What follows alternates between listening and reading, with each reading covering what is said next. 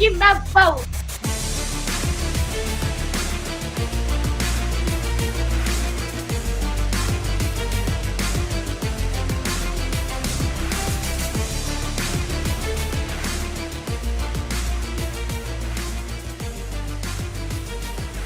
Court is in session with Ryan in Sacktown on If You Don't Like That.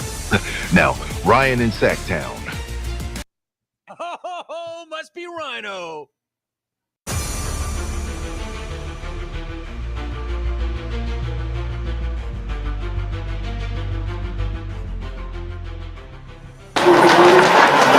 What is... You ready, champ? I'm ready for this my whole life. Let's go! Then you take us out on feet. Take us into the show. What's happening, everybody? Happy Tuesday. Hope you had a good, long, safe weekend. It is Jerry Reynolds Tuesday. He'll be joining us at the 4 o'clock hour. No shortage of topics to kick around the NBA playoffs. Man, a lot of meat on that bone. Weren't we just talking about the point guard situation? Well, the biggest thing is we need a point guard, that's for sure. What's that, Domas? Domas, how was your weekend, buddy? Well, the biggest thing is we need a point guard, that's for sure.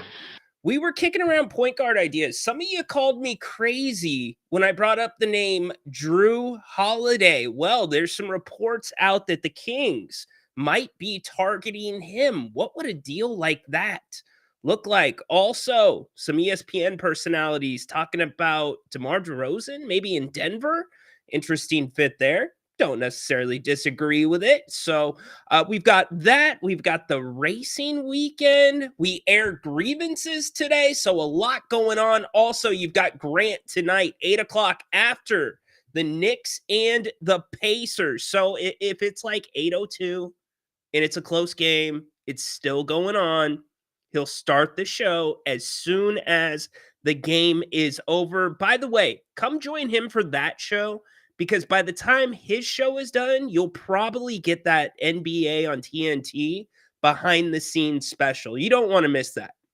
And that's going to be aired all over the place on replay. So you'll be able to find that on Max too, if you're a subscriber there. But join Grant 8 o'clock tonight. For now, though, we get into it here on the King's Court. Jerry Reynolds at 4 o'clock. Can't wait to talk to him. Court's in session on If You Don't Like That. Acknowledge me!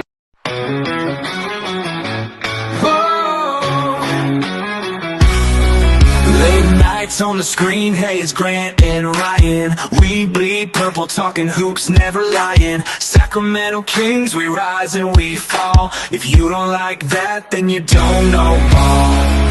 Jerry sitting with the stories of the game, spilling all the truth, driving legends insane. From the Cow Palace days to Arco's roar, this town's heart beats on the hardwood floor. If you don't like that, turn away now.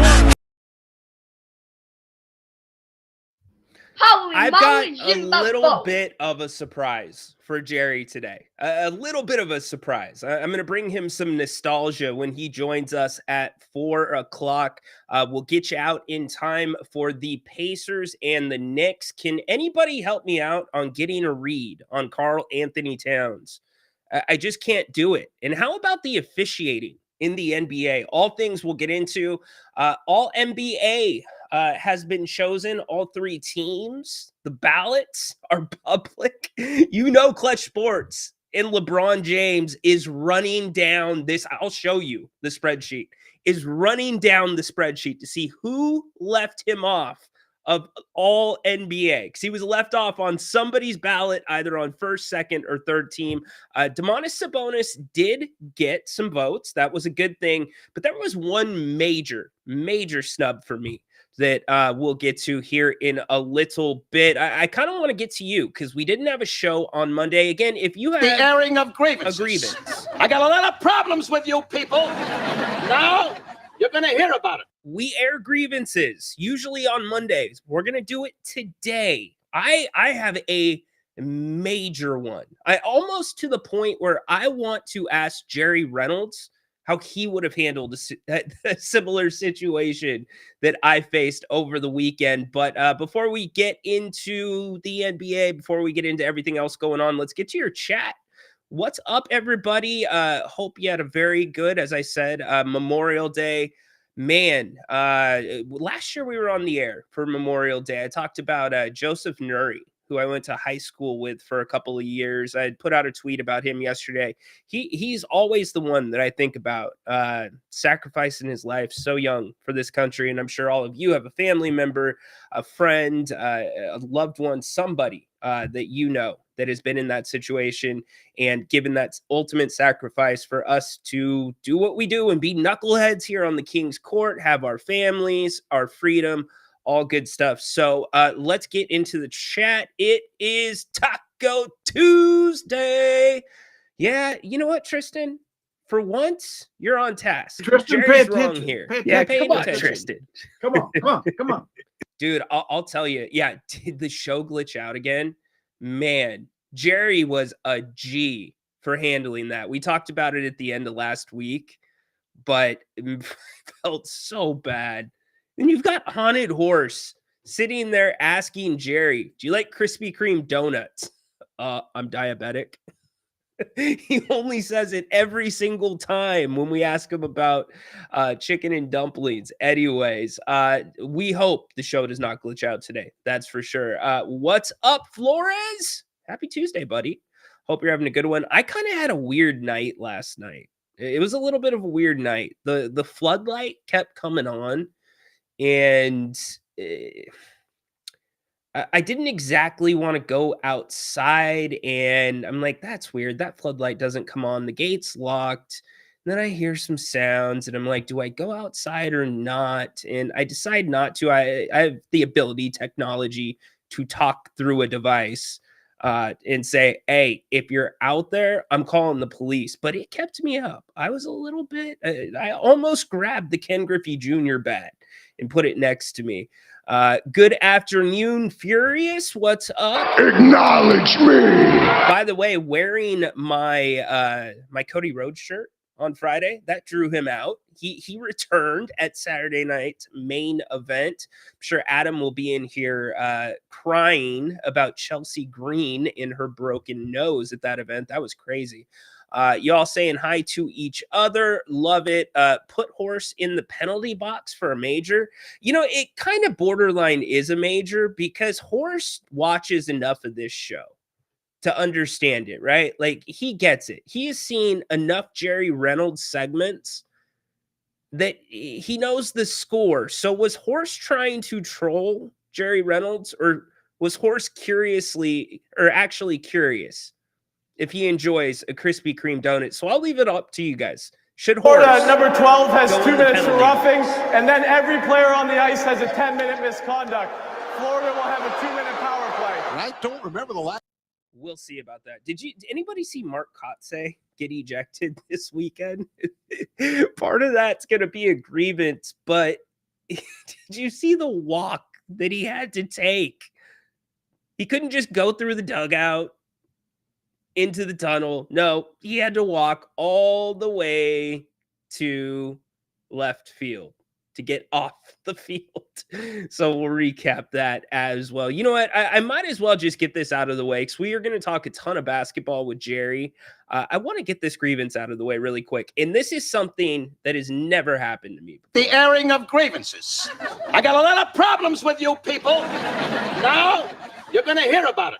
So, by the way, I'm going to plug this movie. I thought it was a great movie. The live version of Lilo and Stitch. Took the son to go see that. And if you've been through the process now, everything's digital. Rarely do people show up to the theaters without tickets. In fact, if you walk by the box office, more times than not, you're not going to see anybody in the box office. It's all digital. You pick your darn seat, for heaven's sakes, right? And this was opening weekend. I believe it was opening weekend for Lilo and Stitch. And so I'm looking at the times, obviously an afternoon time because I wanted to be home for the basketball game. But I'm looking at the times and I can't find a single theater during the day, a respectable theater that I find okay for us to go to. Because there's one in the Elk Grove area that just has not kept up with the rest of them. And I'm not going to put them on blast, but if you live in Elk Grove, you probably know which theater that is. So that theater was off the table. We're not going there. So we end up finding a showtime at 2:30 at the Delta Shores Theater. Very nice theater, brand new, right? And all these theaters have the big seats. But my point being, it was so incredibly hard to find two seats together in a place where you're not looking up like this.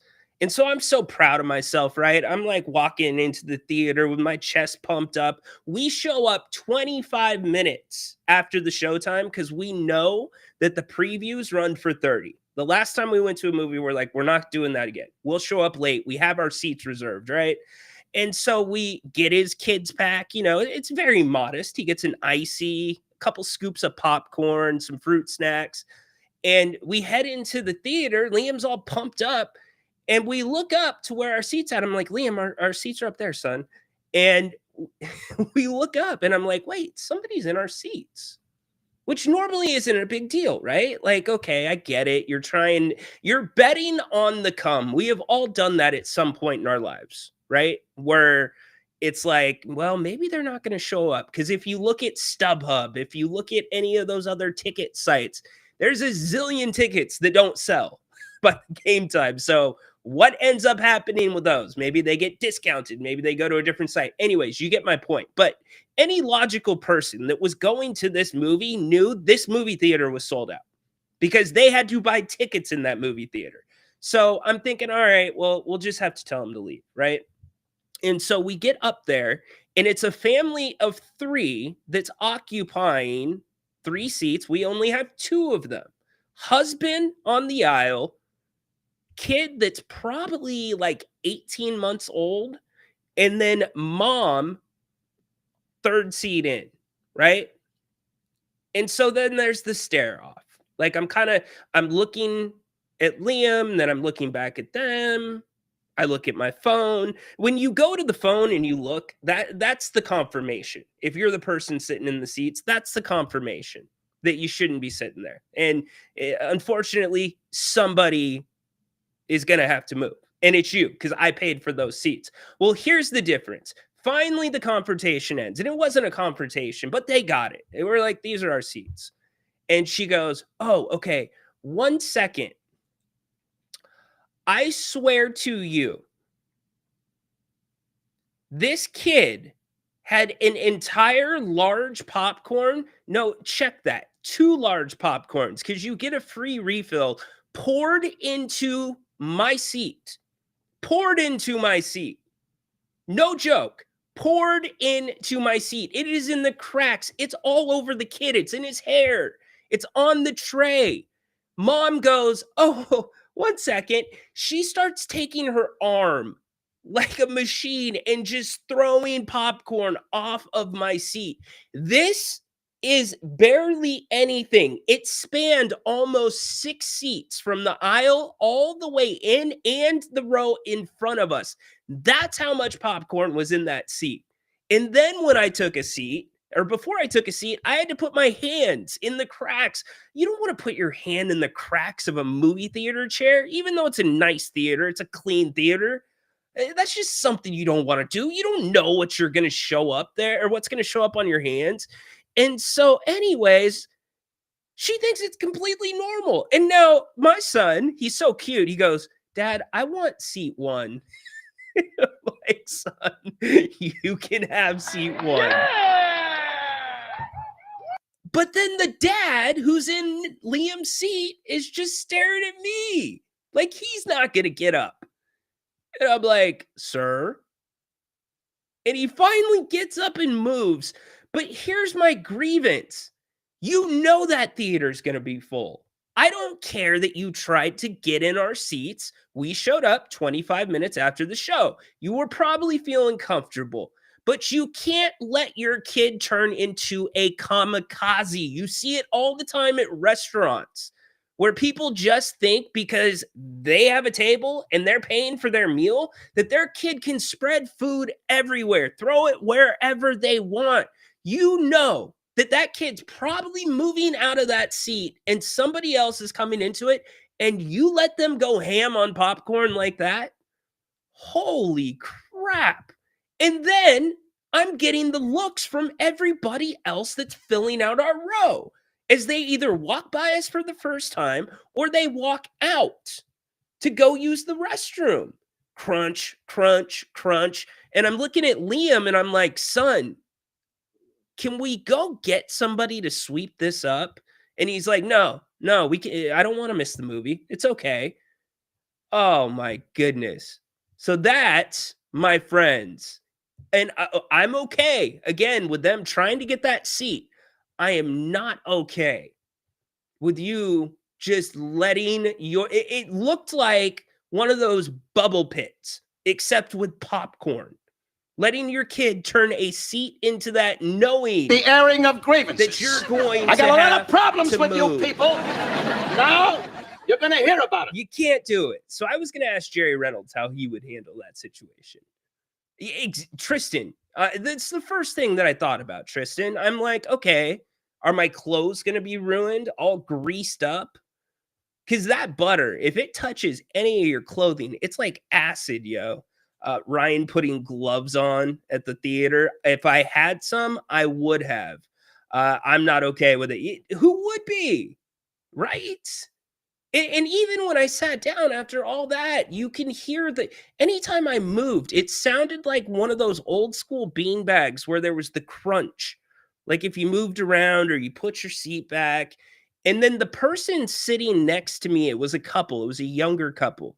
They actually got there after us, and he had popcorn in his seat too. And I know he's looking at me like this was me and my son, and all I want to do is just hold up my son's kids tray, showing like it's impossible to have that much popcorn in the kids tray. Plus his popcorn was still full. So anyways, you get my point. So is it your birthday? Hello, what a wonderful birthday present. The chance to watch the King's Court and hang out with the best chat in the city. Happy birthday, BJ. Heck yeah, man. Acknowledge me. Dude, well done. Well done, Beach. You working today? Let us know, man. Shower BJ with some love. He deserves it. Had a great time going with him to the Stockton Kings game. All right, Flores. Flores has a grievance. In fact, Flores has now taken one of my grievances. You ask, I give it to you. And as soon as Shea feels that, and there's contact on the elbow, this is why he's called the free throw merchant. Every player in the league can do this. Now, he drives more, he does it more, but if you put your hand there and you try to raise your left hand to shoot a jump shot, and for me, the free throw merchant stuff, the numbers prove that it's not true. I agree. It's just a frustrating thing. I get it. So Flores took a different approach to it. He's going after Doris Burke for saying the free throw merchant. Interesting. I was going to go the other way. And I was going to say, not just this call in particular, I thought Richard Jefferson was awful last night. Like, I thought ears was in his ear. That's how bad I thought Richard Jefferson was last night. And what's up with the Minnesota fans? I get it. I'm starting to get it a little bit. I am. Now, I'm not getting Indiana fan stabbing a Knicks fan in Indiana, and I'm not taken up for that Knicks fan, but we all know how Knicks fan is known to behave. Question! I got one question! Go KD! I mean, that was Knicks fan on their good behavior. New York Knicks run New York City! Bing bong. Tell me a little something, KD. Don't you regret not coming to the Knicks? So, that's not good. That's just taking it too far. But back to Richard Jefferson. Bad. And I usually like Doris Burke. How is Richard Jefferson going to say of the reigning MVP, first time MVP, who dropped 40 last night? And I know he struggled the game before. How are you going to say any player in the NBA can do that if they want to? That's a bad take by Richard Jefferson. And that was one of his better takes last night. I like Richard Jefferson. I've met Richard Jefferson. I've actually played basketball with Richard Jefferson in San Diego before. He was best friends, probably still is best friends with Luke Walton. And Luke and Richard sometimes would come to the rec center with Chris Walton, who was an Aztec. But that was bad. So Flores, I'm with you. I'm 100% with you on that. Let's go over this really quick. I'm going to go back to the chat and then we'll actually get to it. I want to talk about the All NBA voting and LeBron probably going to snub some media member out of access because they did not vote for him. I'm sure you guys have all seen, and gals have seen, the All NBA results. What sticks out to you?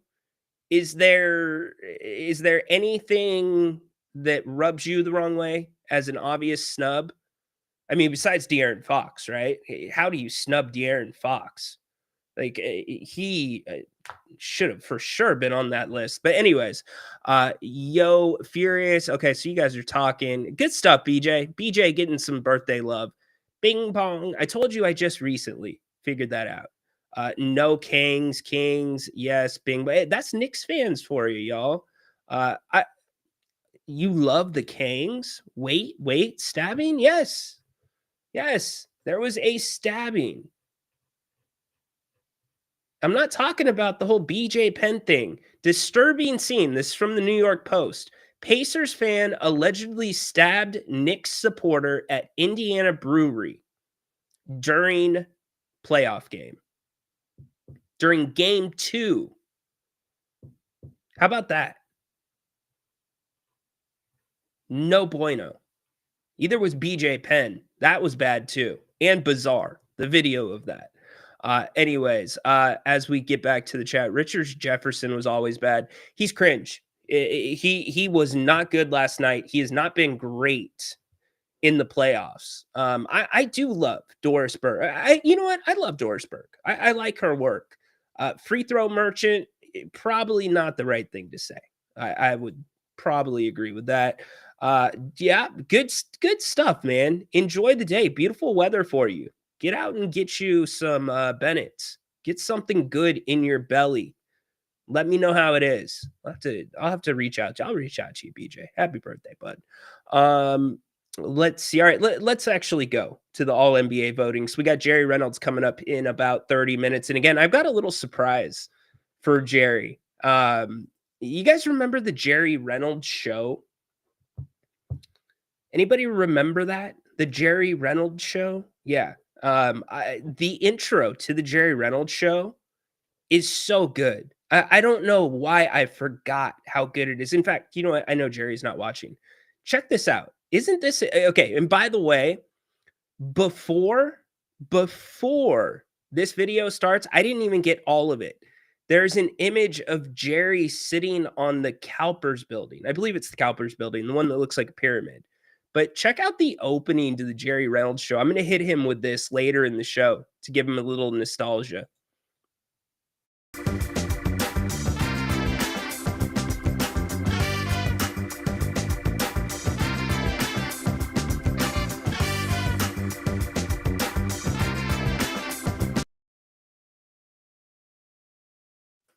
How good is that? That is so good. I love that. All right, All NBA, as we talked about, here are your 3 teams. No surprises with the first team. You can't argue with Donovan Mitchell. You can't. Cavs were the best team in the East. Jason Tatum, I can't argue with that. Jokic, Shea, all good there. Second team, Jalen Brunson, Steph Curry, LeBron James. I think LeBron actually deserves to be second or third team. I don't have an issue with it. Evan Mobley. So you've got 2 Cavs right there. Third team, James Harden. Cade Cunningham. Hey, Cade Cunningham. Welcome to a max contract, my man. He's going to get paid like $269 million over 5 years. Tyrese Halliburton, Jalen Williams, the one that starts. It's the funniest thing. I've listened to some of the Oklahoma City radio, and their radio guy says Jalen Williams, the starter, versus Jalen Williams, the bench, when they come in and out of the game. Not the starter, is the starter. Reminds me of that show Dinosaurs. I'm the baby, not the baby. I think it was something like that. Not the baby. Adam says, I almost stabbed someone after Chelsea lost the belt. Yeah, there you go, Adam. There you go, dude. What is wrong with people? Seriously. Okay, again, not taking up. I'm not taking up. I am not dismissing. I am not excusing, saying it's okay to stab anybody. But Knicks fan has put their brand out there this year, and who knows, that could have been a quiet Knicks fan sitting there enjoying a craft brew and some chicken wings, and just a drunk idiot doing something stupid. Or on the other hand, it could have been one of these Knicks fans. New York Knicks run New York City! Bing bong! Tell me a little something, KD. Don't you regret not coming to the Knicks? So all I'm going to say is it can't happen. It can't happen. Period. End of story. It's terrible. It's awful. But you can see how some of this stuff can happen. Think about Brian Stowe leaving the Dodgers game in LA. The Giants fan. It's scary stuff, man. That's a great idea. I should go to Bennett's. If you go to Bennett's, give me a call. I might be able to get something set up for you. As we go through the chat, and we are still talking about why is James Harden third? How'd that happen? Well, the Clippers had a decent season. Yeah, where's Luka? It's a good point. Where is Luka? I don't think Luka qualified. 65 games, y'all. Not the mama. That's what it is. That's what it is. Not the mama. There you go. Patrick, off the clock. How you feeling about tonight?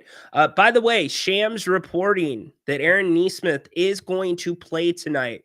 I think that is so incredibly huge. And now the attention turns to how effectively is he going to be able to play?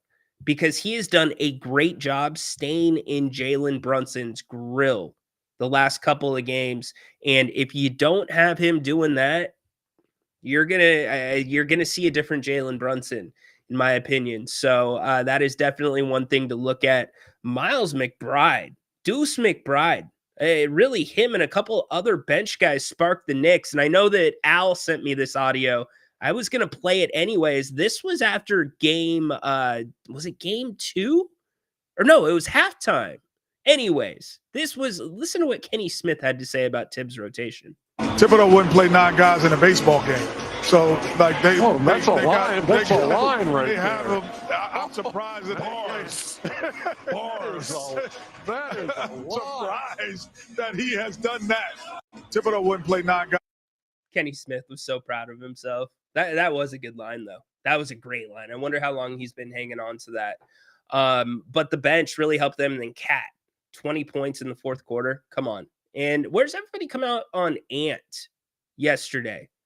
Ant's getting killed today by a lot of the national media. I don't know if it's fair. I don't know that Ant would have not been getting killed if he would have done what they said he should have done, which is jacked up shots. They were running a box and one defensively. He would have had to throw up shots from the logo in transition or just bad shots. So either way, you're going to kill him. The free throws, that's certainly a problem. So getting back to all NBA, here's how The notable voting came down. And there is my problem right there at the top of the list. How do you leave Şengün off? How do you leave him off? Either second or third team, especially third team All NBA. You can't do that. The Rockets were the 2 seed in the West.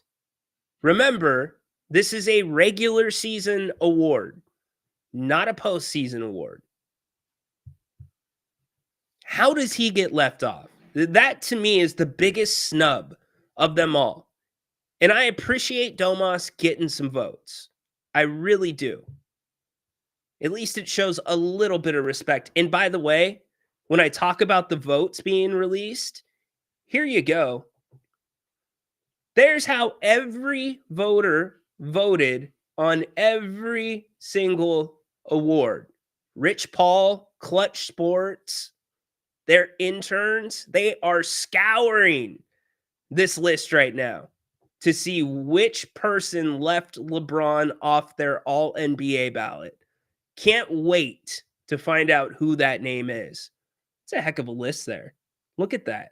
Good job by the NBA releasing that. At least that is one good thing the NBA does. Although releasing these things so late is so weird. Patrick, I have a little bit of a dilemma here. The last 2 times I fell asleep during the Knicks game, to my embarrassment, they won. Should I take one for the team tonight? No, because you would be doing it on purpose. Yeah, you can't, Patrick, if you just happen to fall asleep, then, that's just coincidence, dude. I mean, I'll throw it to the chat. What do you guys think? I don't think you can do it. I mean, at the maybe, Patrick, you test the waters if things aren't going well and you close your eyes for maybe 5 or 10 minutes. Maybe try sitting in the same seat that you were in. I can tell you back in the day with the Kings, if we weren't at games, we had assigned seating here in the house. Well, in my parents' house. No, Patrick, why does Patrick need to get really drunk? Come on. Patrick is a responsible man. I like Patrick. He doesn't need to get drunk. Come on. Pat is partying hard. Damn, you guys are going in on Pat. Anyways, back in the Kings days, we had assigned seating. Like sometimes it came down to us eating the same food, going to the same restaurant at the same time to pick it up. If things weren't going well for the Kings, we would turn the bobbleheads. Yes, I repeat, we had the entire set of the bobbleheads. We would turn them a different direction. That's how weird we got about stuff like that. Oh, okay. So we have some nuance. The first time he did it on purpose. Second time was by accident. All right.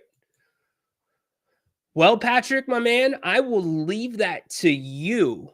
It is going to be interesting to see what Tom Thibodeau does tonight because the bench is really what won them that game, other than Karl Anthony Towns. And the decision that was really weighing a little bit heavy on me, Patrick, was the fact that Tibbs, and I understand that Jalen Brunson had 5 fouls, but he left him on the bench. I thought a little bit too long. You still win the game. Okay. That goes back to the Pacers' biggest mistake. How the Pacers did not attack Jalen Brunson. Double negative. Was that a double negative? Did not attack. No, it was only a single negative. How you don't attack Jalen Brunson with 4 fouls at the start of the third quarter is beyond me. They lost that game in the third quarter, to me. That's where they lost it, and they got a heck of a game from TJ McConnell. A hell of a game from TJ McConnell. And Hallie, he doesn't play great at home. He hasn't played great at home in the postseason. So we'll see. So any advice for Patrick? Pat, you're on the verge Pat, you're living the dream. You're on the verge of making the NBA Finals. Yeah, I'm like reading some of these articles in the New York Post that are talking about how the celebrities are bringing the bad juju into the Garden. I can only imagine what Pat's listening to on the local radio there. Like there was literally an article talking about that. My goodness. New York State of Mind, Anne Hathaway drops new Knicks hype video. Oh my goodness. Here we go. All right. Anyways, that's your preview for tonight to a degree. We'll talk some more with Jerry Reynolds about that. I do want to get to one more grievance really quick as we prepare to have Jerry on in about 25 minutes. And it's embarrassing. It's like the walk of shame. You all know what I mean by the walk of shame. If you're an MLB manager and you're going to get thrown out, you're going to get thrown out on purpose. Awesome. You want it to be all hype. You're going to get your money's worth. And then you storm your ass back into that dugout and you walk down the tunnel and that's it. You're done for the day. That's not what happened in Sacramento. And Vivek, I got a little something for you too. Mark Kotze got himself ejected this weekend, but he couldn't exactly walk back into the tunnel or the dugout into the tunnel. So I've got an airing grievance on Mark Kotze. The airing of grievances. I got a lot of problems with you people. Now you're going to hear about it. Here's the ejection. Kotze has been asked to leave the ball game, and he's going to find out why.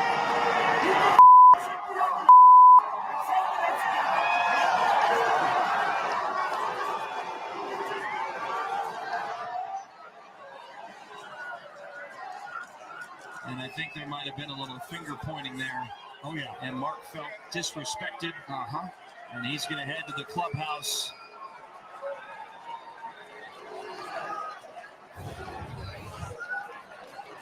What happened here? Well, follow, right? That's a strike.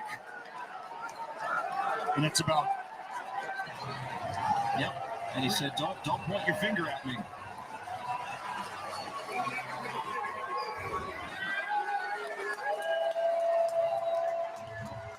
Here's the walk back to the clubhouse with a bit of a standing ovation in the left field foul seats. You know, he's worked tirelessly night in and night out to try and get a win for the Athletics. He pushed all of the right buttons last night, and still the A's came up short. What's worse? What's worse? Or what's better, actually? Getting that walk of shame down the third baseline and having to exit through the wall opening, or just walking off in a storm and going into the dugout? I think it's the dugout personally. And it just goes back to the baseball thing in Sacramento. It just does at the end of the day. Here to start us off with our two favorite words is the Kings owner and chairman, Vivek. Take it away.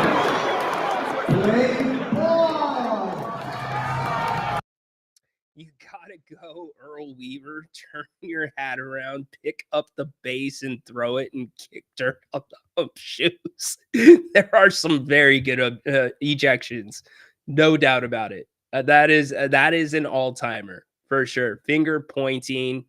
Adam, okay, Adam, before you were even in here, I said that was coming. I knew that was coming. Back to Vivek really quick, though. Anybody follow Vivek on Instagram? Do you? I'll wait for the chat. Anybody follow Vivek Ranadive on Instagram? This is your team. Anybody? Okay. Well, I guess I'm the only one. So I will paint the scene a little bit better for you. This guy has been going around on Instagram. And Vivek, you're successful, my man. You made a lot of money. You built a tech business that's used on the stock market. according to him, according to Vivek's Instagram.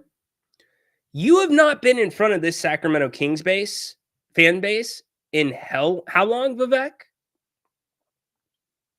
It's been at least a season. You sent Scott Perry up on his own to introduce himself, who you hired actually before you had fired your current GM, and you told Scott Perry, here's your coach.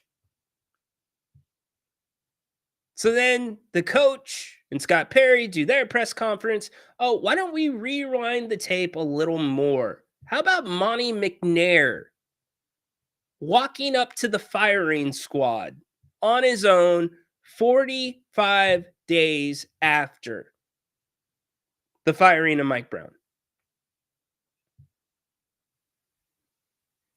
Vivek right now on Instagram is going around to different places, his favorite places in America,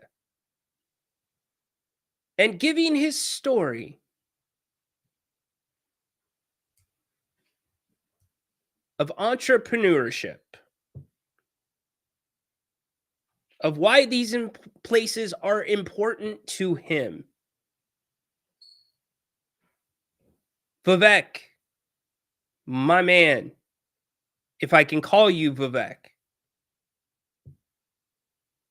I would love to hear more about your beginnings, your stories, your journey to America after you answer our questions about who's running this team, when Monty McNair was fired, when Scott Perry was hired, who pulled the trigger on the Zach LaVine trade. What's the future look like, Vivek, other than higher prices for the season ticket holders? Have you met with Domas yet, Vivek? In fact, Vivek, you don't even need to meet with Domas. We can handle that right here. Here's what Domas will say to you. Well, the biggest thing is we need a point guard, that's for sure. So with all this looming over the Kings, I just think it's an embarrassing, an incredibly bad look. It's so tone deaf. Morale around Sacramento between Kings fans, the hardcores of the hardcores, season ticket holders, morale is freaking low right now. I'm sorry. I think I speak for a lot of Kings fans that probably do follow you on Instagram.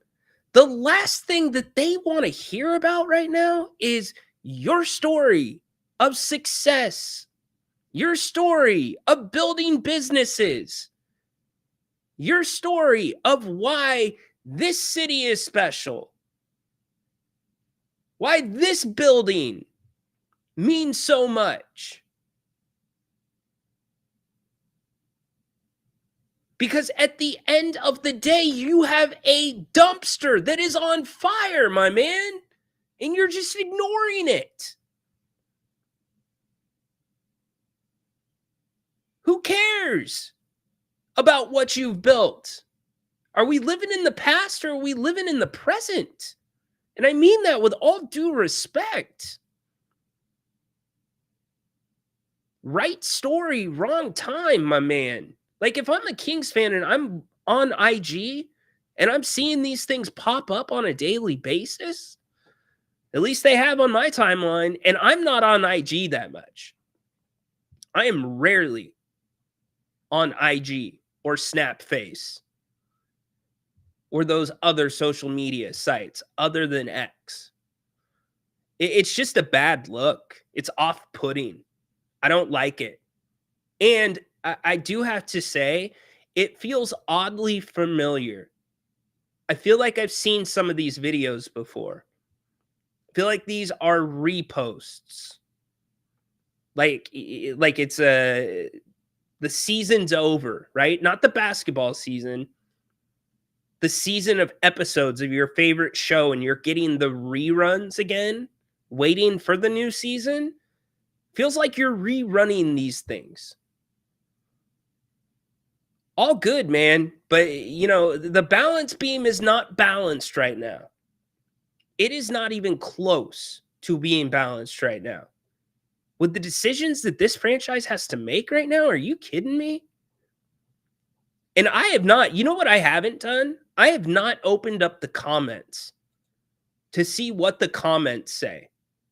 I could only imagine what some of the comments are. In fact, let's do it. Let's open up the comments.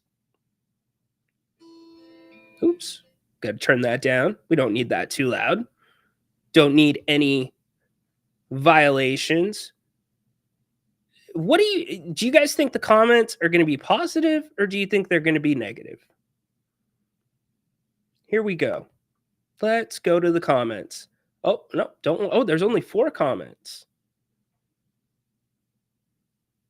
Great name for that place too. Reminiscing Fire. Okay. So that one got a good review. Can't argue with the Memorial Day one. Here's the stock market one. 38 comments. Team. Thank you for saving the Kings. I'll never forget. Team. The team. $1 trillion team. Very lucky. The team. The team. The team. Do you still like cheesecakes? You said our mother's cheesecake for your birthday. Wait, you said? You said our mother's cheesecake for your birthday while you owned Tipico and Purple? Flag should never be upside down. And then everything else is edited. So there you go. That's just that's only off of 2 posts. 2 posts. So that's because he only has 4 followers. You should stop before he shuts down your internet again. Justin, you know what? There is precedent for that. There 100% is precedent for us going in on Vivek and the internet being shut down. I believe it was the dance video that got us shut down, though. Because what did I have to do? I had to go run and put a potato into, or I had to put an antenna into a potato, as one of you said. Dong, dong, dong. Oh my gosh. So, anyways, Jerry Reynolds coming up here in about 10 minutes. Lots to talk about with him, with the Kings, the NBA playoffs. Huge game tonight for the Knicks. I wonder if Knicks fan is going to show up tonight. I have a feeling that there's going to be a decent amount of Knicks fans in that building, and a big weekend. What would have been a bigger weekend for Indianapolis had the Pacers won. Did anybody see the opening of the Indianapolis 500? I'm just curious, because I'm not race guy. I tuned in because Kyle Larson was running both, or trying to run both races. Fox might have pulled off the best opening to a sports event I've ever seen. Go try to chase that down if you have a minute. I thought it was really good. Also, Shams, something that we've talked about a lot on this show is the off-season, well, not just the off-season, but I have said many times, expect more fireworks in the off-seasons, in the trade deadlines, because teams are going to have a shorter tolerance. They're going to have shorter timelines. They are not going to ride with stars as long as they used to, because they simply can't with the CBA. Shams was on Pat McAfee today. Here's what he had to say about free agency this summer and his projections. We were chit-chatting with you earlier, and I don't want to out what you said privately, publicly, but you said, hey, this might be a pretty active summer here for the NBA. Let's start with some of the big names. Giannis, obviously the big name that everybody thinks is going to be on the move. What do you think about him? What do you think the expectation is? And am I accurate in saying this is going to be an active summer for the NBA? Pat, this is the most, I think, anticipation team executives have had over an offseason. I think this is going to be the craziest offseason of I don't want to say all time. We just came off a trade deadline. I think it was the craziest of all time. I think this offseason might be the most craziest ever because I think there's so many. Most craziest ever. That's crazy. Craziest MCE. MCE. Most craziest ever, dude. Most craziest ever. Probably grammar police is like it's craziest ever. No, you got your point across. It's the most craziest ever. Because I think what you have right now is you have the parity English in the class league. sucks. It's so thin right now. Like as far as the thin line of what you can win a championship or you might be falling into the lottery. And I think the ability to go out there and improve your team and get there to championship level, I think that's on the minds of everyone around the league. So how can you elevate your team? And now you have players like a Giannis Antetokounmpo. I reported a few weeks ago, he is open-minded. He is right now in the process of figuring out, is my home, I guess forever home, going to be in Milwaukee, or is it time to go pursue a championship somewhere else? I'm told that process is ongoing. There still has not yet been a big moment of truth meeting, I'm told, between the Bucks and Giannis Antetokounmpo. That will happen at some point in the offseason. But the Bucks are operating as if, listen, loyalty's going to win out. We're going to have Giannis there. He's been there for 12 years. You know, a player like that, loyalty means a lot. Equity means a lot.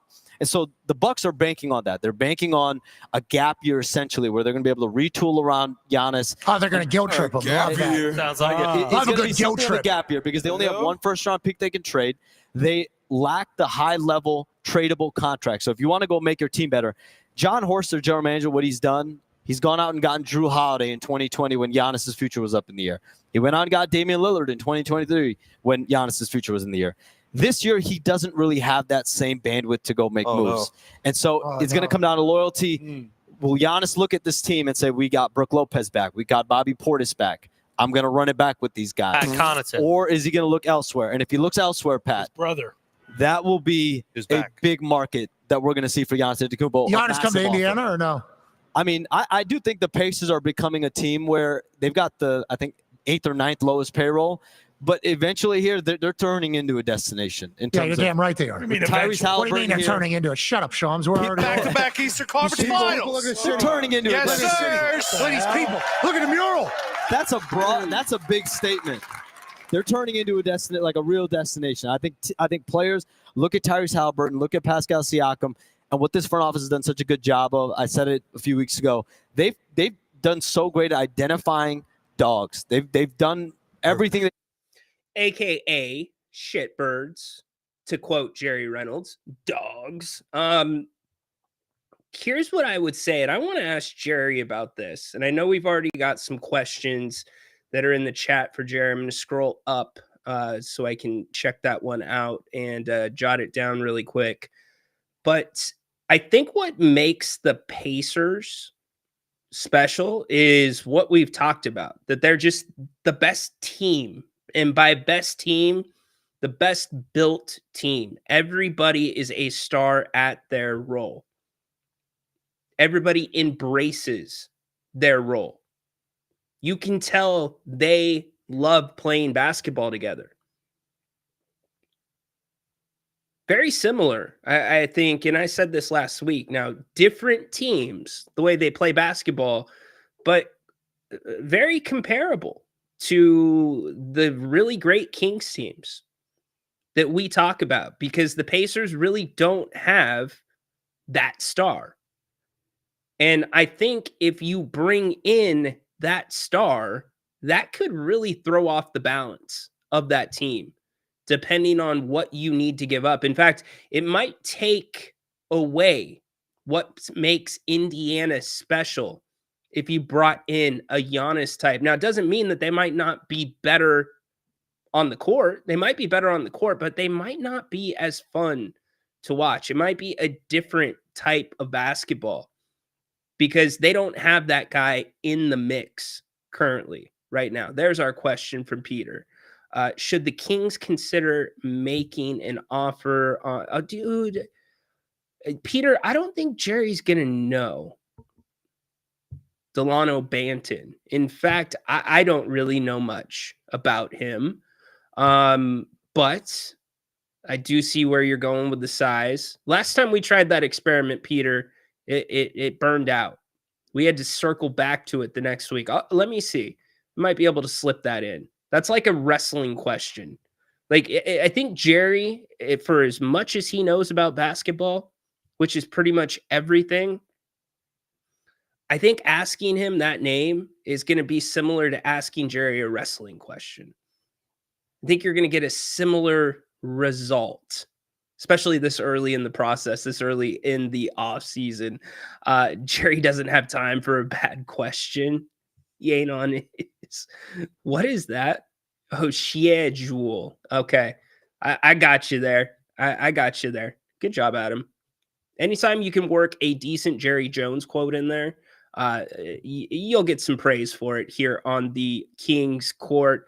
One thing that is easy to work into your schedule, that's going to Bennett'sRestaurants.com. Check out all 3 of their locations: Rockland, Roseville, Howe, and Fair Oaks, and schedule. Is that how you say it, Jerry? Is that close, Adam? Maybe we'll get Jerry to help with the Bennett's read here in a little bit, but really easy to get Bennett's into your schedule. Go there, make a reservation at Bennett'sRestaurants.com. Find cuts of seafood and steak and specials all throughout the week. Seriously, happy hour every day of the week, 4 to 6 o'clock. Weekend brunch, one of my favorites. If you are a brunch guy and you like doing that for Father's Day, give them a shout because they do brunch better than just about anybody else in the area. You can get a bottle of champagne and 2 entrees for under $60. Also, prime rib on the weekends, Monday wine and dine. I could keep going, but you're much better off just going to the website. That's Bennett'sRestaurants.com. Check everything out. Sign up for their newsletter. They'll shoot you some specials every now and again. And also let you know when they come out with their seasonal menus. See, now I'm thinking about Jerry, dude. And I'm like, okay, go ahead, Adam. I don't have time to have a bad time. It isn't on my schedule. There we go. So to get Bennett's on your schedule, go to Bennett'sRestaurants.com. Thank you to all you that have supported them. Let them know that you heard about them here on the channel. Also, do not forget to let us know when you go in. We'll retweet it. We always pass those things along to Brian, Margot, and the entire team out there at Bennett's. Bennett's prime cuts of seafood and steak. Bennett'sRestaurants.com. Grant, 8 o'clock tonight. Join him. If it is just a little bit after 8 o'clock, that's because the basketball game is close and still going. He will be on the air as soon as that game ends, or if it's pretty much over, he'll be on right at 8. Either way, join him tonight. He'll be taking your questions about the NBA, NFL, Steelers. What they open up camp, and Aaron Rodgers still doing this same dance. Really silly, but make sure you join him for tonight's show. Getting ready to be joined here by Jerry in just a few minutes. Get your questions in for Jerry. If you would like to ask him one, it's a great time of year to be talking basketball with the one and only. Also, I'm gonna throw him some nostalgia. Let's see if our man recognizes this.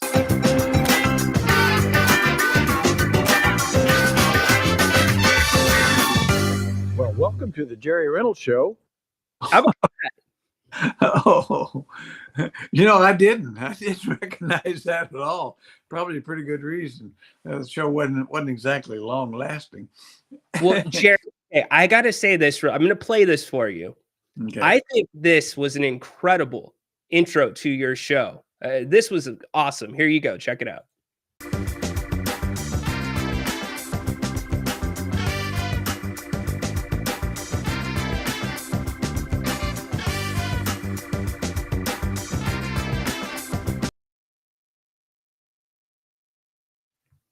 Yeah, it was. They did a great job with that, didn't they? They did. They really did. That was a lot of fun. Obviously, McCrary's. I worked for them for a while, a year or so, and they built a studio there, which I assumed we would do the show, right from a recliner or a sofa inside the building, right. Which would have probably actually worked better, really, as far as from their point of view. But they built beautiful stadium studio. And it was really COVID kind of stopped it, and then there's one of those things. There, little ownership change and different things that happened after COVID, and so just kind of went away. The we were kind of on the we were starting to get a little attention. I don't know how it would have went long term. Well, it was good while it lasted. We're lucky to have you with us on the channel here and every Tuesday. Before we get into basketball, before we get into some King stuff, I want to ask you about this weekend and the Indianapolis 500 and just what that race means to Indiana, Jerry.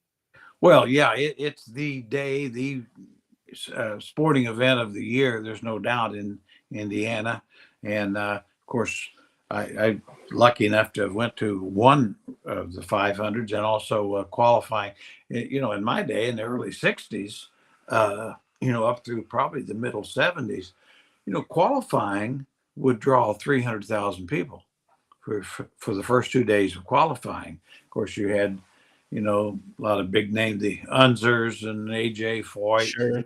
And, a lot of the top Formula One drivers would come over because Indy was that big. Now, it's changed. I mean, but yeah, it's still a spectacle. I mean, you really, it's one of those things that you ought to be on your bucket list, really, just to see it. The gentleman start your engine, and of course, in those days, they really had engines. Yeah.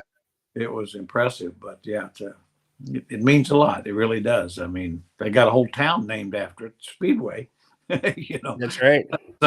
Indianapolis. So. The only thing that I have an issue with is if I'm getting out of that car and I've been in it for like 3 or 4 hours, I don't know if I want milk is the first thing that hits my lips, Jer. No, that hasn't been the case probably ever.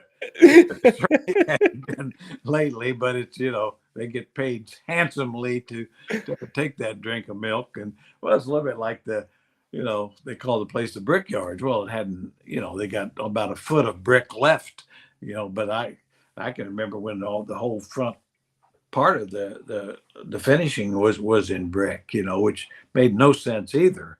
Once you get cars going 180, 200, 220, that just makes no sense. They don't handle very well already. No, when they were driving, back in the 40s when they were going 90 mile an hour, that was probably okay. Yeah, did you catch the race this weekend, or did you see any of the coverage? Oh, I watched it all, yeah. Okay, what did you think of the opening? I thought that was one of the best openings to a sporting event, telling the story of an event that I've ever seen.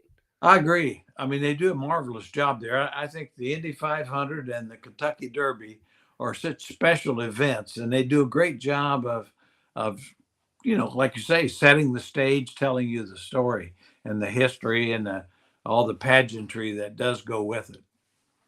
Yeah, it was pretty cool. It was really good job by Fox. All right, we transition to a Kings question from Tristan. Jerry, there's been some recent talk of interest in Drew Holiday. Thoughts on him and what he may or what we might have to give up? Well, that's a great. Drew Holiday's terrific. I think he's got a couple of solid years left. He probably not quite this year wasn't quite the level of player that he's been, so he's probably on the downslide. But as far as making the team better, especially this team, he would do that. I think still one of the half dozen best guard defenders and can run a team. Class guy. I always remember I was fortunate enough to take him out during a pre-draft interview and things. And of course, UCLA, and of course, he's got 2 brothers playing the league. But I mean, one of the brightest, nicest, sharpest young men that, in my 30 some years, or 40, whatever it's been. So he'd be a great guy. I always say with Drew Holiday, he won a championship with Milwaukee and he won one with Boston, and they hadn't won one before he arrived. And so, he's a difference maker. And now what would the Kings have to give up? I don't know. If you're Boston, I'm not sure, who you have that they would want. And that, you have to start there. if the Kings, if the Kings had a good first round pick, but they don't. So that's out, and I really don't see why they would not. They might have an interest in DeRozan just because of Tatum's injury, and so if the Kings could do that, I think that would be a good move. I think it would be a really good move for a couple of different reasons, but I want to go back to Drew as a player. He played really well in the finals last year. Do you think he just got a little lost in the shuffle this year in Boston? I think a little bit. He had some injuries, and that's what you worry about is guy's age. I mean, he basically came out in the draft the same year Curry did. And so he's closer to the end than the start. And really what's made him special is his ability to get out and get after guys and all that. And it gets tougher to do that when you're 34 or 5 years old. Not too many. But having said that, I mean, I still think he would certainly improve the position. You got a natural leader, a natural top flight defender.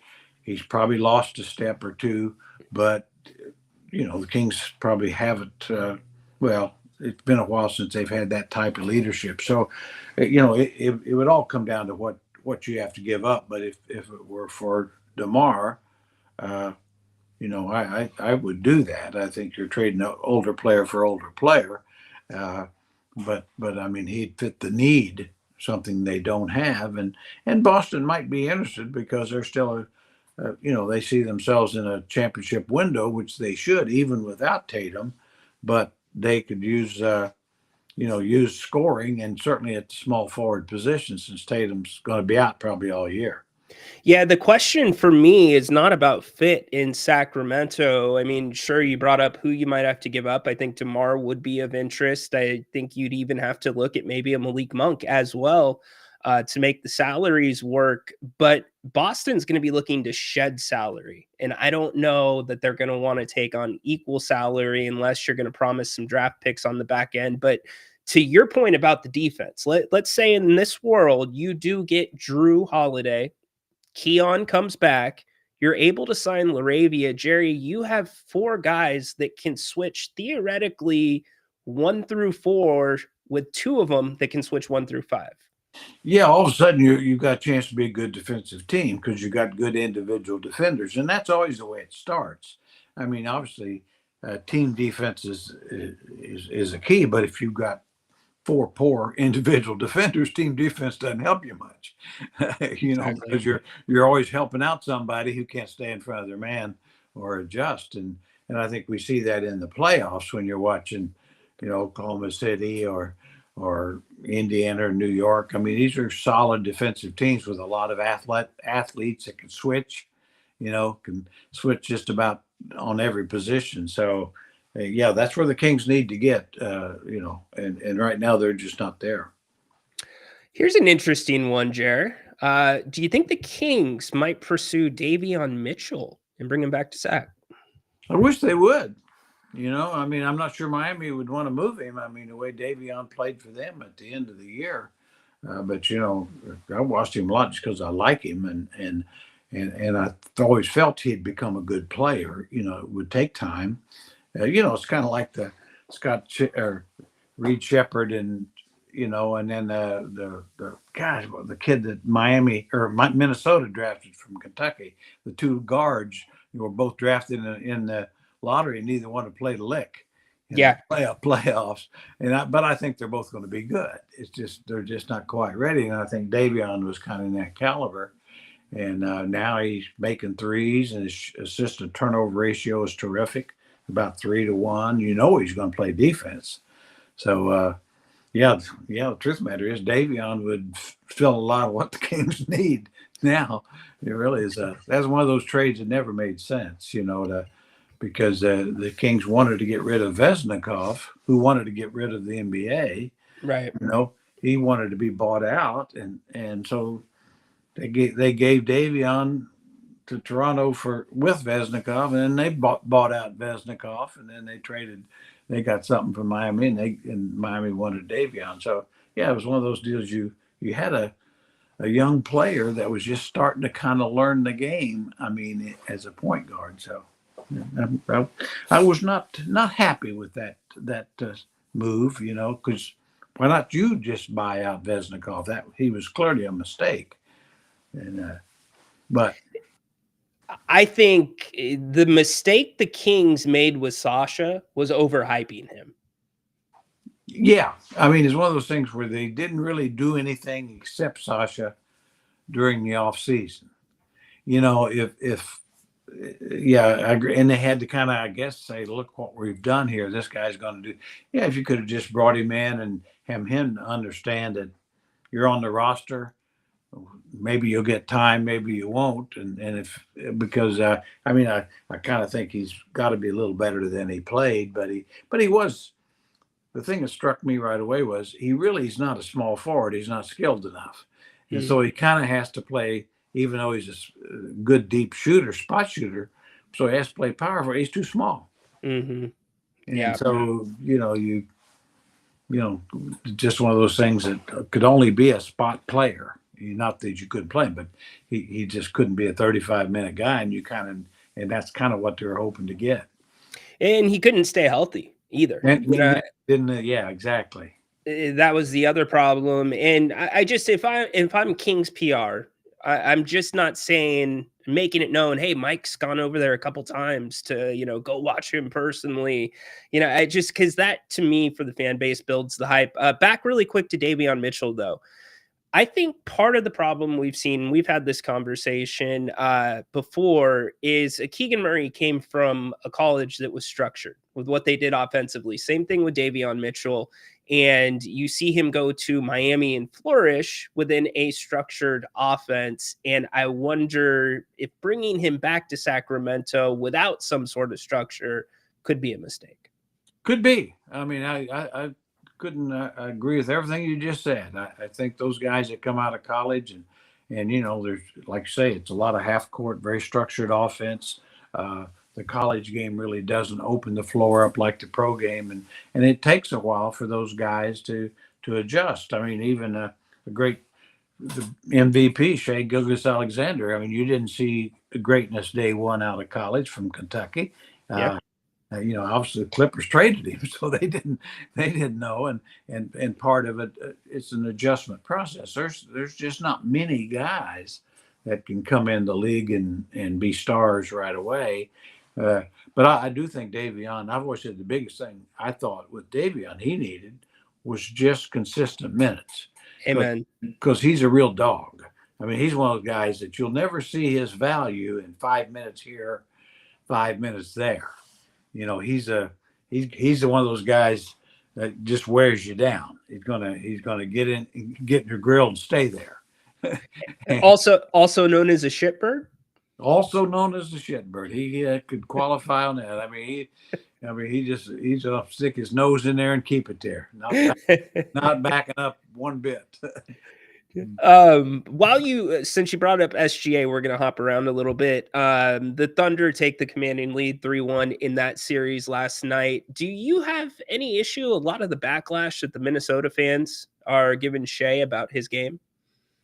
No, they, hey, the guy's great. I mean, it would frustrate me that he gets the line as much as he does, but really it's hard to discredit any of the calls. He really gets guys off balance, the change of speeds, directions. I mean, he really is under control. I mean, you don't hardly ever see him take a bad shot. I mean, it looks like he's being defended well, and then all of a sudden you're seeing him up clear with a clear look at the basket. And so, no, I think it's more sour grapes, and I understand it. If I were working for Minnesota or a Minnesota fan, I'd be bitching too. But Sure. I think the biggest problem I think they've got Minnesota is you've got to double him, get the ball out of his hands. I mean, they've got other guys that'll beat you, but I'd want to see it. Pretty much like Oklahoma City's doing to Edwards. I mean, they are working him to the nub, and he can't get good shots. And of course, they've got with the individual defenders like Dort and Caruso. They got guys that can wear you down. But I mean, with with Shea, they've got no one guy that can make it tough on him. Not really. Yeah, and Hartenstein only had 2 points last night. Jalen Williams has stepped up very big for them as well. Really quick on Minnesota, and then I'm going to go back to Oklahoma City. Did you agree with some of the backlash that Anthony Edwards got today about not being aggressive enough, not taking more shots? Well, the only problem I had was probably with Anthony himself, and I think he should, as gifted as he is, he shows his immaturity at times. Like like saying I didn't really have a bad game because I didn't get many shots. It's like, yes, you did have a bad game because they depend on you for productive scoring. That's your best attribute. Now, credit to the defense, which was brilliant, because he took every good shot he could get, and he took two that weren't good because that's all he could get. But I mean, to me, it's one of those cases to where he's got to understand. It's like, yeah, they're doubling me, and I can't get good shots, so I've got to be more of a playmaker. I mean, he had probably an opportunity. He probably should be in position to get 12, 13 assists. Really get the ball moving, but he was trying to keep attacking the double teams. And that, it didn't work. So, no, I mean, he and, it's amazing they had somewhat of a chance to win with he and Randall really playing subpar games. And their bench was incredible. And their bench was, they probably can't count on that every night, but DiVincenzo and Alexander, were terrific. Yeah, Dante thought he was in New York City for a night, I guess. Yeah, he did, didn't he? Had a little blast. Somebody probably he saw Villanova audience or something. Yeah. So if Oklahoma City goes on and wins the championship, do you think about offense or defense first when you think of them? Well, that's a fair question. I think they're outstanding on both. I mean, that's how you win 68 games. Their margin of victory has been outstanding all year, best in the league. Of course, they won the most games, but they're so efficient offensively. And now, I mean, there's no doubt that part of their offense really depends on turnovers. They force turnovers, and they get out in the open court, but they can play in the half court. They can play fast. I think they're, just to be honest, they're probably the best offensive team in the league and the best defensive team in the league. And now the only thing I'd worry about, just their youth. They've never been there. I think we saw that for a year or so with Boston. I think sometimes teams just have to go through it. Last year, they were not quite as good, but they were still awfully good, and Dallas beat them. Yeah, I think the important thing about that is to see how they respond to the win last night, because last night's one of those corner games, Jared. Yeah, exactly. I mean, and you really, they need to finish this thing out. They certainly do, and because you don't want Minnesota to get to thinking they still got a chance. Same way with Indiana tonight. You really don't want to get that thing back to 2-2 with the Knicks, because it's because all those games basically have been close. Yes, they have. They have. Either team legitimately could say we should be 3-0. It's a great point. So it's just kind of luck. So we'll see what happens tonight. It is a great point. I'm going to talk some more. I want to ask you some more questions around that series. Paul, Jerry, who is the one point guard you'd really like to have that could be obtainable? We've talked about Ty Jerome and those guys. Anybody else?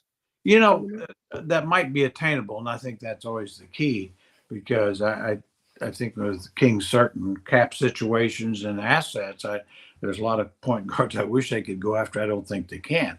But having said that, I like Scottie Pippen Jr. I think he's very intriguing to me. I think I like him better than Ty Jerome now, because I think he's a little better playmaker and defender. And I think that's really called for here, more. And but I think he's done enough of a job at Memphis that he sure looks like, because their team really don't take too much of a step back when Morant's out for the most part.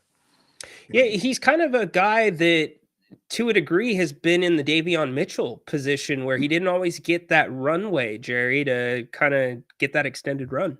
Yeah, that's exactly it. And I think due to some injuries, it's been great for him because they kind of had to play him, and the more he played, the better he got. And I think he shows his leadership. Of course, having a father as an all-time great player, yeah, it's helped as well. But I do think he's, to his credit, about every year he's been in the league, he's got better. And you've got reason to believe that the best is still ahead. He's still young, so that kind of guy would intrigue me a lot. All right. Peter wants to know, we're going into the bucket of names about an unrestricted free agent point guard, Delano Banton. Seems like a decent defender, 6'9", budget friendly at about $5 million a year. Jerry, he's been in the league. Let's see. Well, he's a Canadian basketball player. So most recently with Portland. Yeah. I'm not real familiar. He didn't get to play much, so I really don't have a good feel there. But I think those are the kind of guys you really want to take a chance on. Because you could basically bring in guys to a couple of guys along that line, to make sure you got yourself covered. And with his size, he might be a 3-position kind of guy. But I'm just not sure I'd want to start the year saying that's my point guard. Hear you there. Kind of like the excitement for Jordan McLaughlin last offseason. Yeah. He's a great 3-point shooter, Jerry. He shoots like 50%. He's not a bad little player, but I mean, it's one of those things going forward. I still think Carter, there may be a chance that he could develop some of those skills. He showed a little more ball handling and playmaking in college. Obviously, this year was such a tough adjustment for him to come in the middle of the year in a playoff hunt. And but the guy really gets after it. I mean, he fouls too much, but it's because he's so aggressive. I love that. And shooting, it's not where it needs to be, but there's a player there. We just don't know. I just hope they have a little more patience with him than they did with Davion. Yeah, forgive me if I've asked you this already, but you think he should have a full season or off season as a rookie this year, where he's California Classic, Vegas, whole deal he didn't do last year? Absolutely. Yeah. He needs time on the court. He really needs a chance to run the summer league team as much as he can to find out, get some idea if he can, run a team as a point guard. And I think that's probably what they'll be doing. And then, of course, he didn't have even a preseason. So, with him, this could be a really great and important summer for him as well as the team, because they might find out they've got a little more of a player than they knew. And I think they do. But it just wasn't any way to tell from last year. Yeah, and we'll hopefully see him develop. I mean, a lot of guys need to work on their ball handling. If the Kings have any intention of playing the same style, ball handling is on almost everybody's list, Jer, this offseason. Yes, absolutely. This team really was careless with the ball. I mean, my whole thing, value the ball. It wasn't valued very much. No. And that's got to be, well, I think you see, with Oklahoma City, Minnesota last night, really the difference was turnovers. Yeah. Basically Oklahoma City could really force turnovers. The Timberwolves couldn't do it as much. Yep. And because both teams shot well, and it wasn't, both teams shot the heck out of the ball, really, but one team took care of it and the other team didn't. I've gone back and watched some of the games later in the season, and I watched a sampling of some of the games early in the season. And one thing was very evident to me. We've talked about it before, Jerry, the passing this year, not even just balls that were turned over. The passing was far below par for an NBA playoff team. Yeah, it really was. And I mean, it was a case where I think the different roster changes and never really got in sync the second part of the, after the trade deadline in my mind. And I don't think anybody even quite knew what their role was. You know, as a team with talent, but it was kind of misplaced. I mean, I really think when you look at the talent on the team, it was a talented team, but it didn't fit, you know. And then when you had, you know, DeMar and Levine and Malik on the floor at the same time, you got three guys that are really good with the ball, but not so good without the ball, and just kind of came to a standstill. And then, of course, defensively, not particularly outstanding in that area. So it doesn't lead to a lot of success. I think we've talked about it. It's like, well, let's see, you really are out of sync offensively, and you're good defensively. Then why are we supposed to win? Yeah, how did that net rating stay positive for so long? It just hung on. Take me into obviously you're very close with Larry Bird. What's it like in Pacers land right now with the team playing so well and so much excitement around them? Well, they're really enthused. Obviously, they really do think they've got a chance not just to win the series, but they feel like the second part of the season they were as good as any team in the league, not named Oklahoma City, record-wise and statistically and all, when they were completely healthy. And when you look at their team, other than Oklahoma City, I mean, their bench and depth is the best, and actually may be better than Oklahoma City's. When you really look at some of the guys, I mean, a guy like Benedict Matherin's not hardly getting any time at all. Yeah. And I guarantee he'd average 20 a game on 10, 12 teams in this league. But you know, they've got so many guys. They've just done a marvelous job of putting that roster together. Obviously, Halliburton's a real key, but I mean, for them to get Neesmith and Nemhard and Siakam, you know, and Toppin, those are all guys added to that roster in the last year and a half or so, 2 years. And, you know, that's, you know, I always said, I mean, I'm not trying to make the case that Domas is as good as Halliburton. They're totally different. He's as good in his position, maybe. But, you know, when you look at the additions to their roster in the time frame than the additions the Kings have, it's not comparable. Exactly. We had that conversation last week that if Tyrese wins a championship and he's the MVP of the finals, you still can't compare the two because they have built around him perfectly. And I do not consider Tyrese to be that guy right now. But as I look at that Pacers team, first off, I do think they are the best built team left in the NBA. I think they are clearly even above Oklahoma City. They play the closest in different styles, but the way they play with each other, the love that appears to be on the court, the cohesion, it gives me a scent of those really good Sacramento Kings teams, Jerry. Yeah, absolutely. I agree with you. I mean, they really do. There's no, and I think, in fairness, I think with Tyrese, that's one thing where he really is the guy that kind of makes it go, and he's got a backup, TJ McConnell. That's almost as good in a different way. But those, you know, they keep the pressure on. They're totally unselfish. The ball is moving, and when your point guards and your in their case, they got 48 minutes of guys that are going to create mismatches and find guys for open shots, and that makes for a happy team. Makes for a happy team. And then, of course, you got guys who can, you know, Siakam's you know, an all-star. You know, and offensively, he's probably their best player. And you know, and I think, you know, in truth, they became a real competitive contender once they got Siakam. They really weren't until that point. So, yeah, fun team. And yeah, I think they're better than the Knicks. I really do. I don't have a dog in the fight. Yeah, I guess I do. I'm pulling for the Pacers. Sure. But I do think they're more talented than the Pacers, and I think they've got one of the elite coaches too. Yeah, it's a great point. Rick Carlisle is always right in the mix of it. Jerry, the freaking legend. Yes, indeed. This is a good question by Al. What challenges would 1985 Coach Reynolds face in 2025 as to the league, how it's changed in 40 years?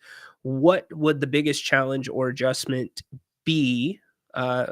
presently be for you if you went back into coaching right now? Yeah, well, I think there'd be so many. I mean, obviously the rules of the game are a little different. The 3-point shot obviously is a key, where it wasn't at that time. So, and you could play zone now. You really couldn't play zone defense then, and that was always something that bugged me because I'd had a lot of experience and success coaching matchup zones in college, and so you'd be able to do that. That'd be one thing that'd be easy. But just adjusting to the 3-point shot and the minor rule changes, I think would be a little something. But the other side of it is, I think it'd almost be equally tough for me to get used to, because at that time we flew commercial and had one trainer and an equipment guy, and actually the equipment guy didn't even travel most of the time, and no PR person traveled. So it's just coach and assistant coach, head coach, trainer, and 12 players. Were you guys getting on the bus dressed for the game already? What you mean now? I'm not sure I understand that. Like back in the day, were the players already in their jerseys on the bus? No, they'd dress at the arenas and stuff. Okay. Yeah. I mean, that, of course, that's the other thing too, is the type of hotels we stayed at. We'd stay Marriott, Holiday Inn, places like that, which is nice. It's nice enough as far as I'm concerned. But instead of now, it's Four Seasons or that sort of thing. All the 5-star kind of stuff, and so. But I think the most problem I'd have, and it's a great question, is adjusting to having 75 assistant coaches and everything. Yes. And scouts. It's like, holy cow! I'd feel like I'd be teaching a class or something, getting together and figuring out. Obviously, you have a couple of coaches that you count on the most, and we see that. But you have so much more information available, and that part I can tell you right now I wouldn't like, just from my background in small college and junior college and stuff, is I enjoyed working with players. Mm-hmm. And head coaches now almost never do that. They have. I liked it. I really felt that was a big part of it. Is that if I wanted somebody to work on certain moves, I'd make sure they did. I wanted to be with them. And so I think you lose a little bit of, a little something with your players when you don't really work with them yourself. It's a little bit more like I think a head football coach now, where it's offensive coordinators, defensive coordinators, linebacker coach, and right. It's like I always said many times. Bear Bryant, when he retired, said that he knew his time because he said he said not only didn't I know all the coaches, but I didn't know but just half a dozen of the players. He said, I know the quarterback and a couple of key guys, but he said I wasn't coaching players. I was coaching coaches. Yeah, it's exactly what it is. You're running an organization, and think about this on the back end, Jerry. You talk about managing your coaches. What about the pressures in today's game that you would be getting from the players' agents, trainers that are, clashing with what your program is? Yeah, the social media thing too, and that's I'm sure that was be part of it because we didn't have that. Now we had a lot more local TV and stuff. We'd only show in town, so that the locals, it'd be something on local TV every day, every channel. Personal stuff, but yeah, with the social media and the agents and all that, and agents were a pain in the ass as it was, but sure, they would be even more so because the money's so big.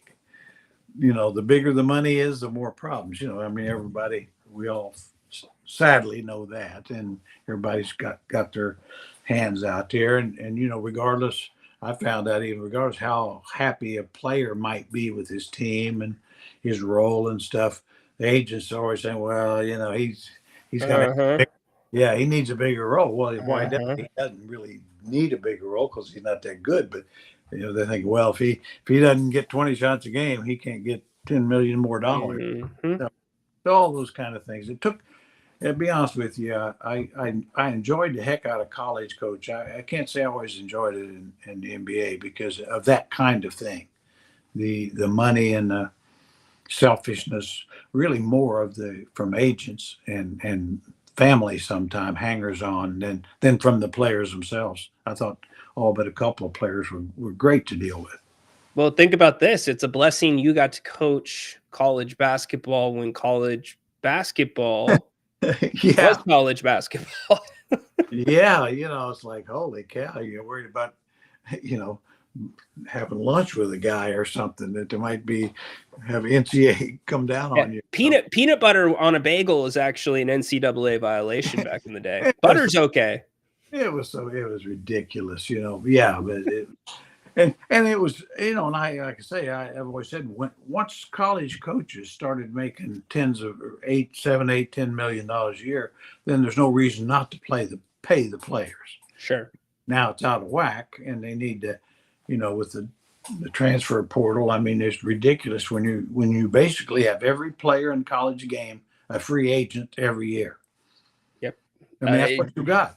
You were just talking about Bear Bryant not knowing the names of all his players. It's a revolving door in college. Well, that's kind of why you have the Nick Sabans and just Mike Krzyzewski and Roy Williams getting out of the game. It's a great point. They saw it coming, and now I get why they ducked out. They didn't want any part of it. Me too, absolutely. I know I couldn't handle it.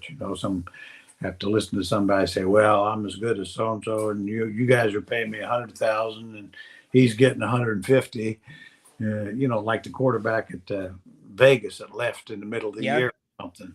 No, I couldn't. I couldn't handle it. I'd have walked away too. Yep, I hear you. Just hearing you say that you loved coaching the guys, that's, for an athlete, that's such a cool thing. When you have your head coach working with you, pulling you to the side, this from college days, individual workouts where you couldn't have more than 2 or 3 players together at the same time, and having the coach, that's awesome. So I love that about you, Jared. Well, thanks. Yeah. Well, I mean, you got to like people. I mean, that's only the tough part too, is because you really get to liking certain guys, but they weren't among your better players, and so how badly they wanted to play, and you'd love to play them more, but when you could barely, usually that was a problem we had in those days due to money and a lot of different things, is we'd have 4 or 5 really good players, but you need 8 or 9. And you had to keep them eligible, and you had to, that sort of thing. So anyway, okay. Well, as we get ready to wrap up here in a few minutes, got a couple more questions for you from the chat. Next week, when we are talking, is it going to be the Oklahoma City Thunder and the Indiana Pacers, led by Tyrese Halliburton, with a, might I say, Jerry, quicker release in the NBA Finals? I do think that, and you're right. Tyrese is, he's smart, and very talented, and he's learned, he needed to have a faster, quicker release to get that shot off. And the thing I've always knew that he would learn and needed to learn when he was here was that floater, getting to the basket. He didn't really have that, and now he's got it. And of course, he's well coached there, and he's growing up and all. But I've always said with Tyrese, the thing is, it's his playmaking. He really is an instinctive pass first guy. He can score, but he is a legitimate playmaker. He's looking to make plays first and then score second, or as needed. But I'll be pulling for him. Good guy, and want to see him have a lot of success. And and like I say, the Pacers, not just Larry, but I've known Kevin Pritchard a long time. I've always liked him. Thought he's one of the best GMs in the league. And then Rick Carlisle, one of my favorite. So there's they've done it right. And bingo. And I'd love to see 2 small markets play, for not just because they're the 2 best teams, which I think they could be, but it will just piss off Adam Silver and the NBA hierarchy so much, and it brings me some level of joy just to know that they can't keep the best teams, even from small markets, playing. Amen. I think it's going to be a better product too. I do too. I do too, and I think it'll draw. I think that I think they're wrong that some of the big markets don't necessarily have the attention of some of this. It's more about star power, and when you can put Shea Gilgeous-Alexander out there, I mean, people are now just learning. Yeah, he's the MVP for a reason. He should be. Yep, guy's a great player.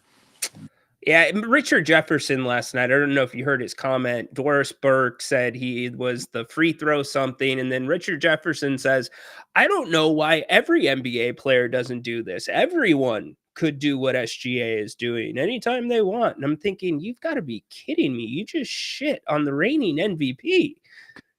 Yeah. Well, it's like, no, everybody can't do it. Yeah. Could do it. I mean, it's like, the old saying, practice makes perfect. Well, no, it doesn't, because some guy, if that were the case, everybody could be Michael Jordan. Well, no, a lot of guys. I know guys that practice every bit as hard as Michael Jordan, and they weren't very good. I mean, we all know that just growing up. Some guys just simply the game is easier, or you sit in a history class and somebody studies 5 minutes and makes A's, and you can study 3 hours and don't know when the Battle of Hastings was. Right. Or care.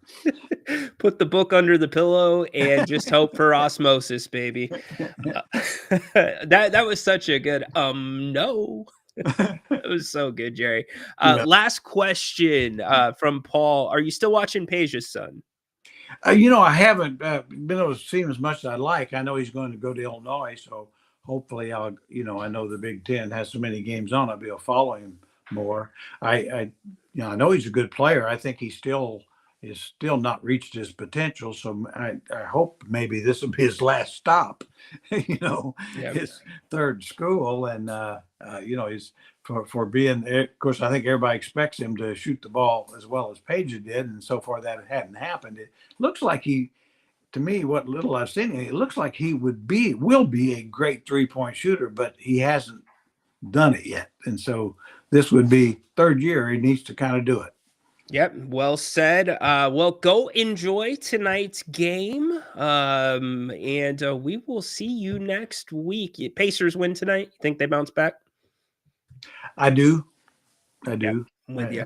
I mean, but then again, as fans know out there, I'm wrong probably more than most of them. So, but it's a crapshoot in the NBA. I didn't see any way the Knicks going to win that game at halftime. But yeah. But then again, I didn't see any way that the Indiana's going to win the first one either. And yep. So, like I say, that's just we'll just have to see. But I'm looking forward to it. And looking forward to next week. Yes. I'll try to be prepared. I mean, had some great questions.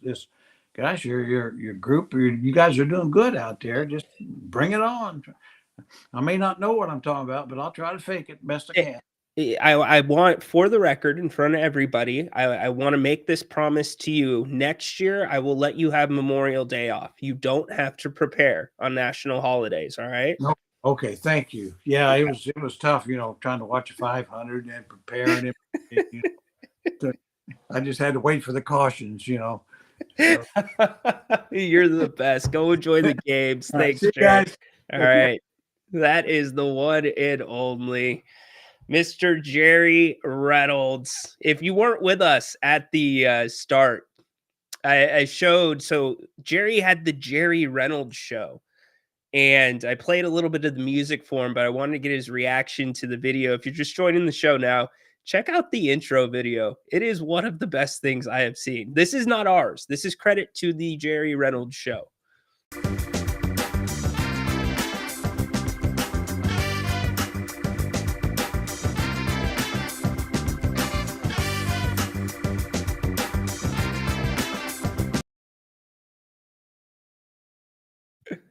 It's just like all those things are feasible. Like I could see Jerry walking right past the Tower Bridge. Could see him opening up Golden One Center. Media entrance is named after him, after all.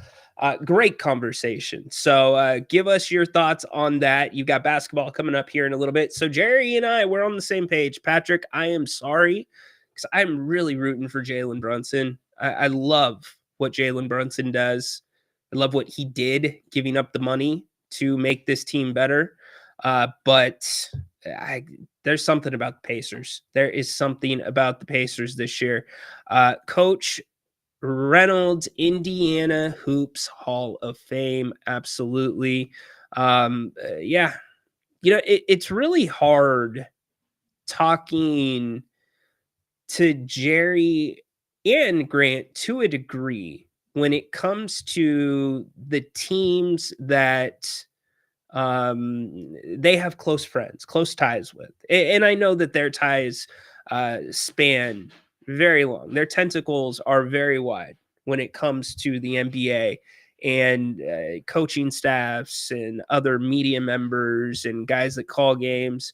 But the really close ones, like I know Grant's and Jerry's with Larry Bird and the Pacers and them being as close as they are to winning a championship. And just thinking back to the times that I've talked on the record with Jerry about what it would have meant to get that ring with the Kings. Same with Grant, what it would have meant to get that ring back in 2002. Not trying to bring everybody down, but I tread lightly, he's given his life to basketball, given his life to this city. And that ring would have been everything. Not that his accomplishments aren't good enough, but you know what I'm saying. So it takes a different type of person to be that excited for others that are in their lives, that are friends, that are having success, that may reach that goal, reach that platform. But just a great conversation. If you didn't catch all of it, go back and check it out. Baki checking in late. Holy moly, Zimbabwe. You two, Miss Tedora. Miss Tedora, I need to have a little talk with you. Holy moly, Zimbabwe. Baki, do you have a little computer hacker working out of her room? I saw what happened with those marble races. I saw what happened to Dora. Jerry's from the same town as Larry Bird, French Lick, Indiana. That is exactly right.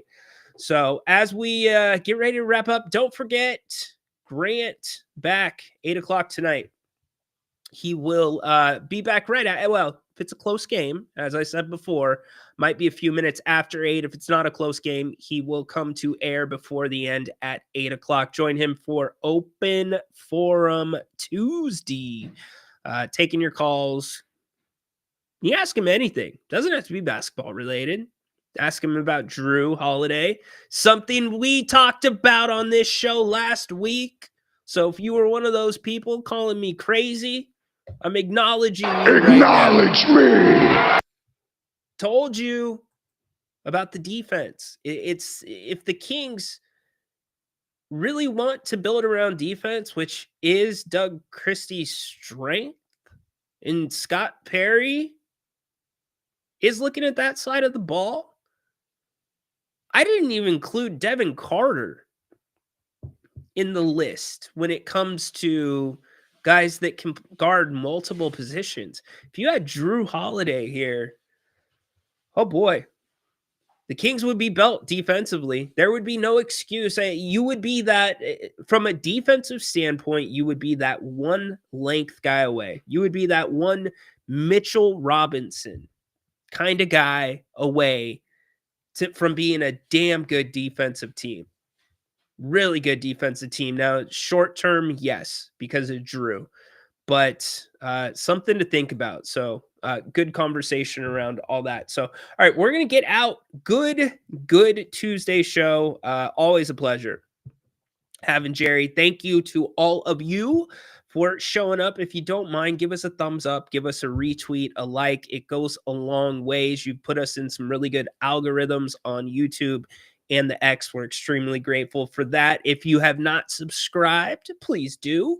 For those that are subscribed already, thank you. We appreciate it. Those went up almost 1,000 this season. So good job. Thank you very much. We are going to continue being content machines this summer, not just covering the Kings. We'll be covering everything sports-wise. And Grant and I will be coming together for some special shows as well.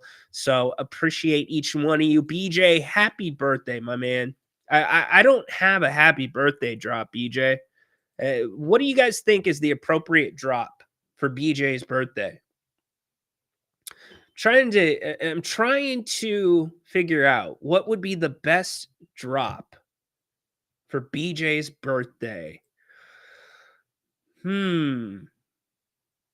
know BJ personally. We've hung out. I think this is in the running. BJ? Great success. Great success. I think we can do better than great success. Any suggestions? Oh, I know which way we're going. I know where we're going. BJ. We're going deep into the library. I didn't get to ask Jerry about Giannis. We have all summer to ask him that, but I am curious about how Giannis changes the formula there in Indiana. If Indiana is as sexy as a place to go. All right, BJ. Any ideas what you think the drop's going to be for BJ? As the producer gets it set up. Here we go. BJ, happy birthday. You're the... And she said I was OCD, one cool dude. One cool dude? No, we don't have a shitbird anthem. I was looking for a better one where it's like, remember we had the macho drop? That's like the cream of the crop, the best of the best. I don't know what happened to that one, BJ. All right. Well, enjoy your birthday. And thank you all. Enjoy the basketball games tonight. We will see you here in just a little bit. Grant back at 8. Pacers 2 or 3.5 point favorite now. That moved. And Aaron Neesmith, he is available. So how effective is he going to be? We'll see. My pleasure, buddy. Okay, well, if you guys want to come up with one of those, y'all figure it out. Because it'd be pretty easy. All you got to do is take Jerry Reynolds saying that and get some type of AI thing to mix together. I am actually... In all honesty, I am looking for someone that has experience, and I don't want the 97 followers that if I put it out on X, I'll automatically be followed by 97 graphic design people and computer people that charge a ton of money by the minute. I would go to my man Max, but it's not a website. Go check out Max for what he does. But I'm looking for a King's Court opening. If you have some ideas, both visually and graphically, about what you would like that to look like, or you think you can contribute, hit me up on the X at Ryan_in_Sacktown. Give you the email as well. I could do it myself. But all of you are so creative. I want you to have input on it as well, because y'all are as big a part of the show as I am. So hit me up if you've got some ideas, and we will figure it out. But until then, we dismiss Grant, 8 o'clock. Be back. Enjoy the Knicks and the Pacers. Patrick, you've got a difficult decision about that nap, my man.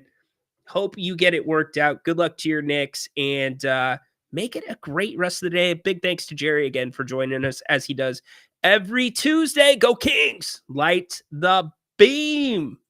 Court dismissed. Ryan's one of those guys where he just thinks that what he's saying is so awesome, and it's so lame.